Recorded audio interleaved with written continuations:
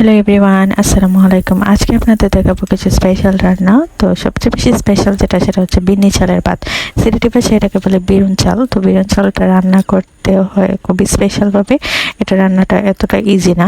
তো যারা বেশি পারদর্শী তারাই সেটা ভালোভাবে রান্না করতে পারে। প্রথমে হচ্ছে একটা পাতিলে গরম পানি বসাতে হয়, তারপরে একটা ছিদ্র করে পাতিলের মধ্যে চালটা তুলে নিতে হয়। তো চালটা বসানোর আগে চালটা আধা ঘন্টার মতো ভিজিয়ে রাখতে হয়। তারপর সেই চালটা পাতিলের মধ্যে তুলে নেওয়া হয় এবং যে পাতিলটা তোলা হয় সেই পাতিলটার নিচটা ভালোভাবে মুছে দিতে হয়। সেটা খুব সাবধানতার সাথে করতে হয়। তো এই ভাতটা খুবই মজাদার হয় এবং সিলেটের মানুষ এটা যে কোনো টাইপের মাংসের সাথে খেতে পছন্দ করে, ডিম, তারপরে যে কোনো টাইপের মাংস। এবং আরও বেশি মজা লাগে সেটা হচ্ছে দুধ, দই এবং কলার সাথে খেতে। তো সিলেটেরা এটা বেশি পছন্দ করে এবং সিলেটের বাইরের মানুষেরা সেটা অন্যভাবে খায় হয়তো বা, কিন্তু তারা এভাবে খায় না। তো এটা খুবই মজাদার একটা খাবার।